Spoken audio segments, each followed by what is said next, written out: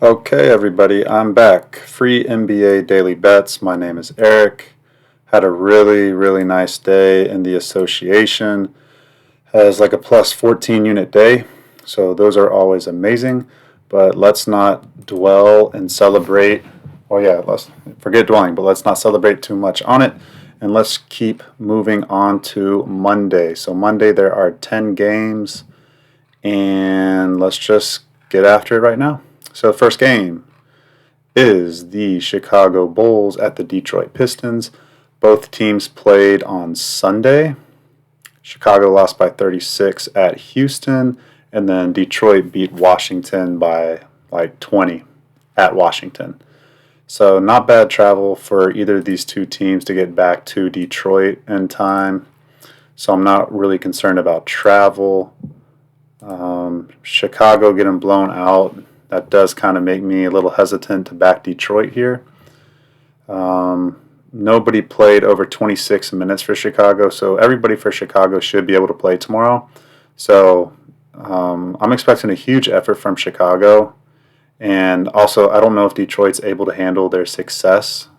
They've won like four out of their last 6 games or something like that, and they're on a 2-game win streak right now. And so I don't know if they had the maturity to come back home after a blowout against a nobody like Washington, and kind of bring that same energy again against a team that just lost by 30 at home on their home court. So if anything, I'm definitely leaning Chicago. Nobody for Detroit played over 30 minutes either.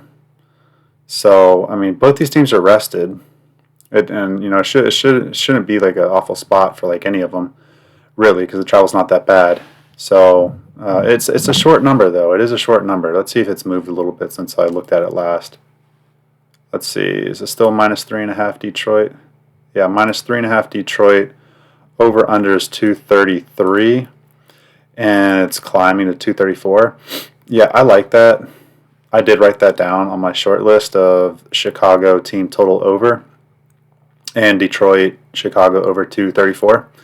And it's simple because I think the Bulls are going to come out and play really well. They only shot 25% from three-point land on Sunday against the Rockets. So I do expect the Bulls to come out and shoot really well and play really well. And then also if Detroit just, is lackadaisical coming out and not handling winning well, then that just means Chicago's going to score. And so, yeah, team total for Chicago is probably like 114.5, 115.5. I do like them to creep over that. That's one way to go if you don't want to if you don't want to play +3.5 on Chicago. Okay, next game, the Washington Wizards at the New York Knicks. And the Wizards are bad, guys. Wizards are bad. Like I said, they just lost by 20 to the Pistons. Both teams are off back-to-backs. New York Knicks beat the Brooklyn Nets by 10. And nobody for Washington played over 27 minutes. For New York, though, a lot of people played heavy minutes. So Towns and Brunson played over 30 minutes, and then Mikal Bridges, Josh Hart, and the other starter played 40 minutes. Anunoby, I believe.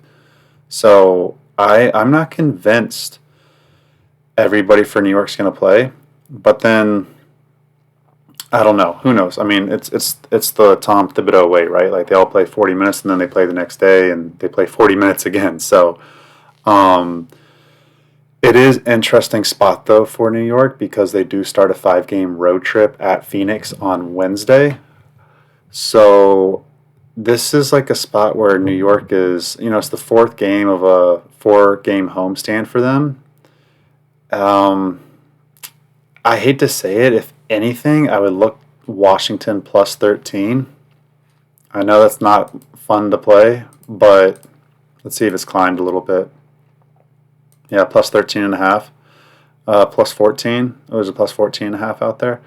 Yeah, I hate to say it, guys. I can only look Washington +14.5. With that high of a point spread, and I mean the Knicks they played heavy minutes. So like even if they do play well, like are they going to be able to sustain that throughout the course of like 48 minutes? And blow them out by 15 or plus. They could. It's the Wizards, right? They could, but if I was looking any direction, I would definitely look at Washington plus 14.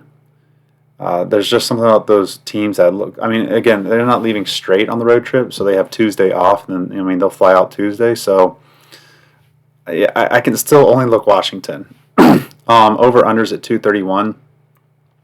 I lean over. Washington doesn't play any defense, and I'll couple that in with a back-to-back. Yeah, I can only look over 230 right there. So that's my look on that game. Let's keep it going. The next game's interesting spot as well. It is Philadelphia 76ers at the Miami Heat. The Miami Heat are off a back-to-back. They played at Indiana today and lost by 8, I think, 8 or 9 points. Bam Adebayo played, and Tyler Hero, they both played 40 minutes or close to 40 minutes. And everybody else, well, Nikola Jovic, and Duncan Robinson played 30 minutes. And then everybody else didn't play 30 minutes. And then this was played in the afternoon. So, Miami had plenty of time to travel back home. I'm doing this podcast at like 12 o'clock in the morning. I mean, midnight on Eastern Standard Time. Miami's already home right now, probably. They're home, rested, ready to get back for the game tomorrow, for their home game. And then it's interesting because they're off until Sunday. So, they're literally off for almost a week, which is crazy, right? In today's NBA. So, Miami can really give it their all tomorrow, knowing that they have 4 or 5 days off to really rest and recover and all that stuff, and they'll be home. But again, this is their first game home off of a 6-game road trip. So, I mean, just think about it, guys. I mean, think about how you feel when you get back from a vacation and you're gone for a week.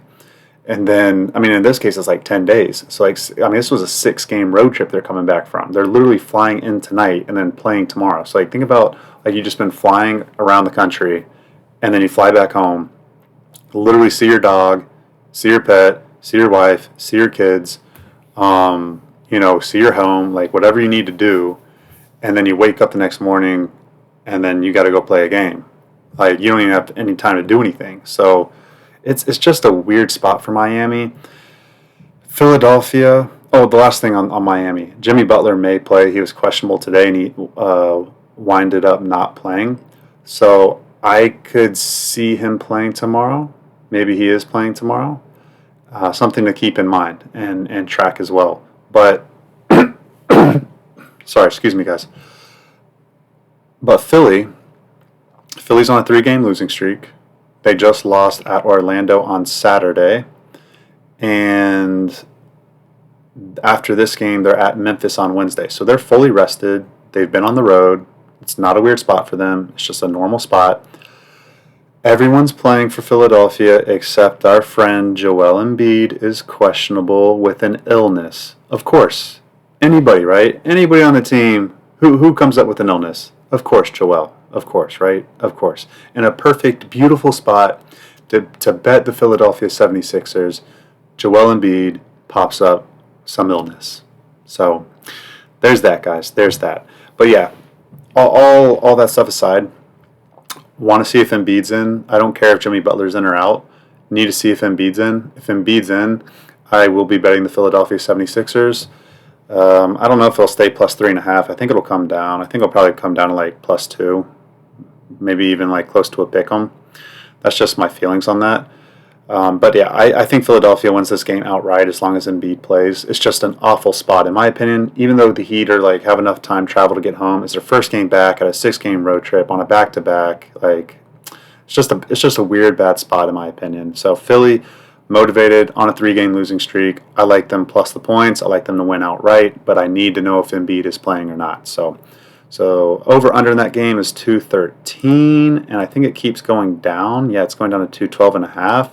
I can only look under. These 76ers games are just very, very low scoring. So even 213 is probably a little too high for that. Okay. Oh yeah, I forgot to mention, guys, if you're new to the podcast, first time listening, all my official plays are tracked at Twitter at Easy Money Wins. Again, at Twitter at Easy Money Wins. So if you want to see all of my official plays, it's all tracked in my Google Excel sheet. I'm up 35 units on the season already, so the $100 better would be up $3,500, which is incredible. So, I mean, go over there, guys. It's all free. I'm completely transparent. Do this podcast every day. Show some love. Like, subscribe, comment, whatever you want to do. You know, any little bit of that is appreciated because I'm doing this for free. Okay, next game. We have the Indiana Pacers at the Toronto Raptors. And the line is at +4, +4.5. It keeps climbing. I love that. I want it to keep climbing. I want to get to like +6. I hope it gets to +6. I want to bet the Toronto Raptors here. So why do I want to bet the Toronto Raptors? It's simple. I don't trust Indiana off wins. I've already said it on this podcast 1,000 times, but in case you're new, Indiana alternates wins and losses. They don't like. I don't know. I don't know what it is. They're just not like a immature. I mean, they're just not a mature team. I don't know what it is. That's just their pattern, guys. That's their pattern. So I don't expect them to play. They also played today. So this is the second game of a back-to-back for Indiana. All Pacer starters played over 35 minutes. And then Ben Shepherd also left the game early, who is now a starter in this lineup because Nesmith and Nembhard are still out. So if Ben Shepherd's out, Nesmith's out, Nembhard's out, and then all the starters played 35 minutes today, even though it was like a kind of a late afternoon game. So like they had plenty of time to get to Toronto. Like still, I mean that's they just basically have TJ McConnell as a backup guard. Well, no, he would have to start now. So like I don't know, guys. That Indiana bench is getting very thin at the guard position. So. Yeah, I definitely do not trust Indiana at Toronto tomorrow because of what the heavy minutes they played today and their injury situation and the way they handle success. It's a big win for them. They lost on Friday to Miami and they've got revenge today, so they're feeling very good about themselves. So I definitely do not trust Indiana. And then also Toronto's been playing very freaking hard. I mean, all season long, they've been playing very, very competitively with even the top teams in the NBA. So, you know, I'm definitely looking to play Toronto. I hope that line goes to if it's +5, I'll probably still play it. But I would love +6. +6 would be awesome. So Toronto's on a 7-game losing streak. They lost in overtime to Boston on Saturday, and then they are off the next 2 days. So they're back home Thursday against Minnesota. So everyone's pretty much healthy that's been playing for the Toronto, so no new injuries there. I can only look Toronto and over 234 with Indiana on the second of a back-to-back, playing heavy minutes. I can only look to the over there. Toronto Raptors team total over is probably a really good look too. Let me put that down. I didn't put that down. Let me mark that down. Toronto team total over. It's probably like 114 or something. Okay, maybe like 115. Yeah, I don't think there's going to be a lick of defense played in that game. And then let me put Toronto +6. If it gets there, that's what I want. That's the number I want, +6. That's a play for me for sure. Okay, guys, next game up. Ooh, this is a good one. This is a good one right here, guys. Houston Rockets at the Milwaukee Bucks. Houston is on a 5-game win streak. They played today as well. A lot of teams. Well, they played on Sunday. I'm sorry, I'm doing this podcast like I feel like it's already Sunday still. They played yesterday. Houston did. They played at Chicago and won by like 30, like I already mentioned. None of their starters played over 30 minutes either. So Houston's fresh, and then the travel from Chicago to Milwaukee is practically nothing. So they probably stayed in the same hotel tonight. Like literally, they probably stayed in the same hotel, and they are playing at Milwaukee tomorrow. So very rested team at Milwaukee. They're going to be ready to go. Houston, they're going to be ready to go. Now, Milwaukee's very rested. No back-to-back. They don't play tomorrow either. They did not play yesterday. And they're off a really bad loss where the refs messed up the call at Charlotte, where they called a foul on Giannis on LaMelo Ball, and LaMelo Ball just tripped over his own feet. And so the NBA messed that up. They admitted that they messed it up. I can only look Milwaukee here because Damian Lillard is probable off of his concussion. Giannis is probable. It's go time for the Bucks. They have to start winning. And Houston coming off a very satisfying 30-point win against Chicago. I mean, maybe not satisfying against Chicago, but still, it's satisfying. You can win on the road. You're on a 5-game win streak. They're flying very high right now. Okay, Milwaukee's desperate. They're hungry. I am going to be betting Milwaukee first quarter, first half, and full game. That's an automatic play for me. I'm not even thinking about it twice. And the line is at -3.5. So I'm going to bet that first thing tomorrow morning when I wake up. I will assume I don't. Maybe I'll wait, guys. Maybe I'll wait. I'm just afraid of that line climbing up. I don't want to climb up over 4.5. I don't want to get to 5. I mean, I doubt it gets to 5.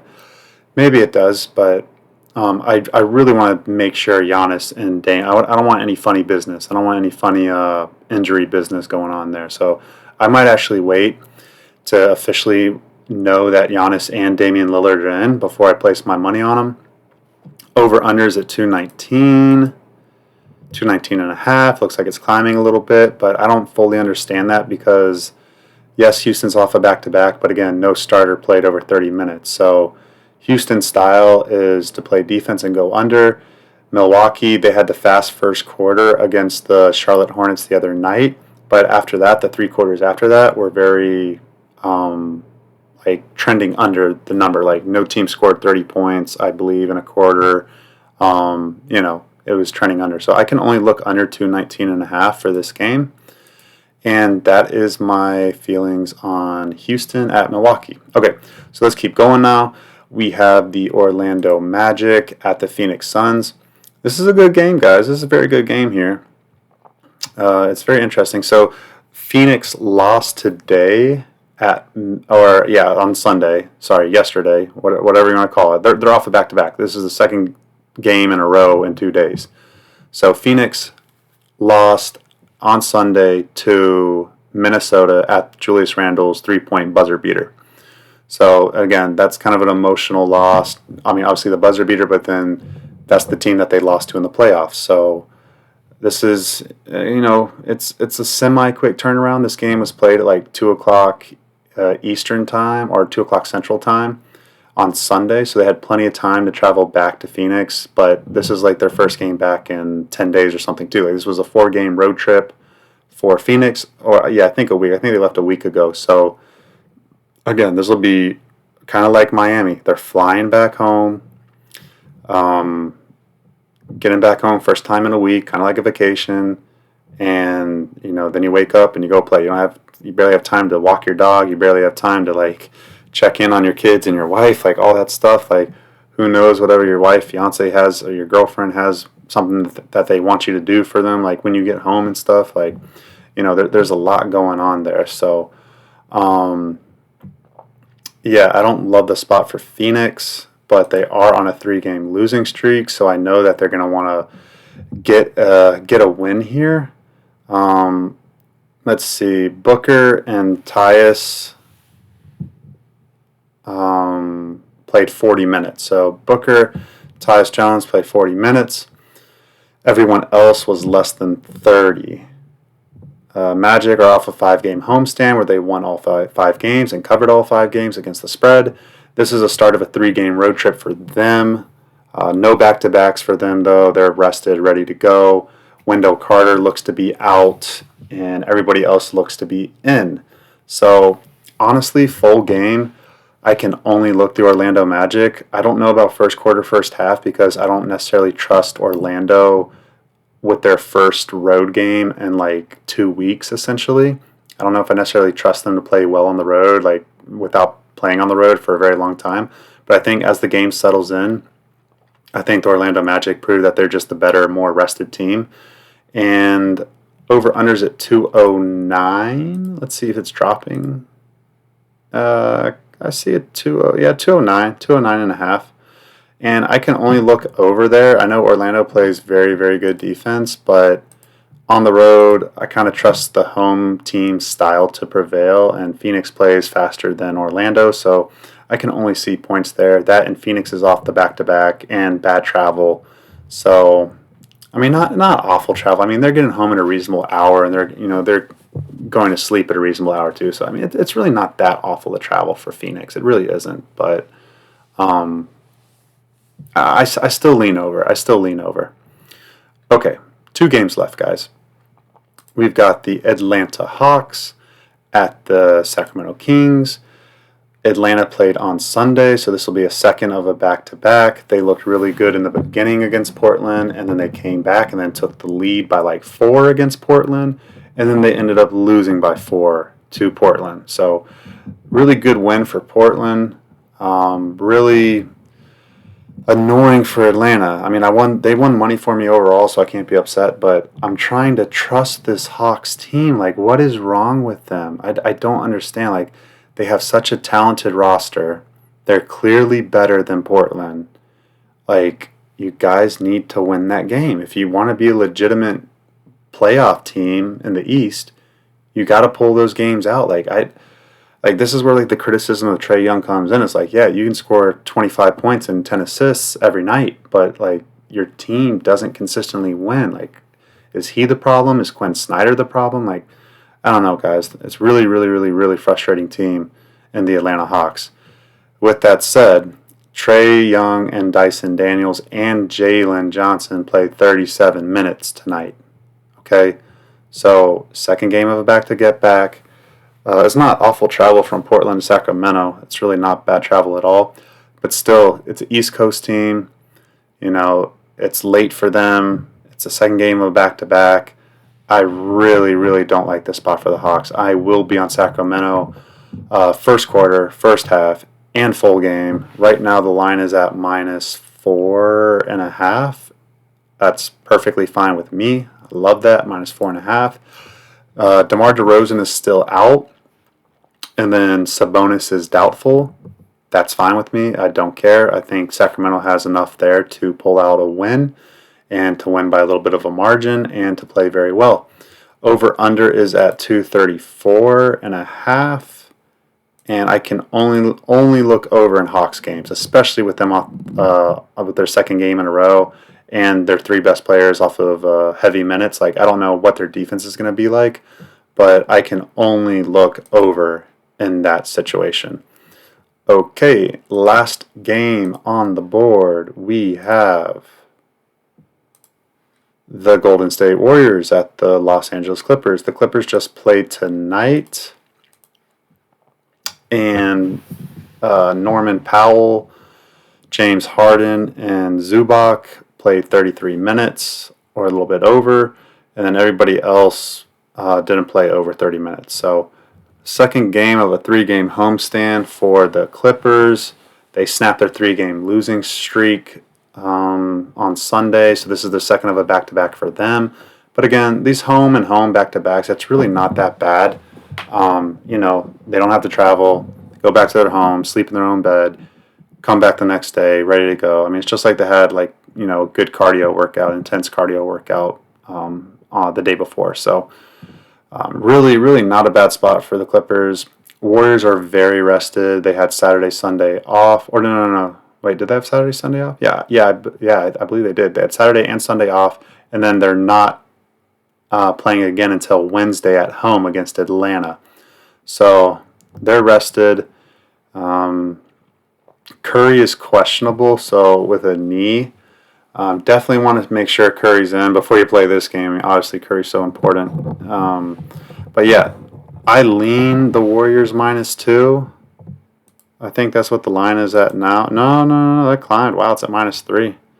Huh. I hope that doesn't climb too much. I really want to bet the Warriors. So, yeah, I can only look Warriors. I don't know about first quarter, first half, but I do lean that way.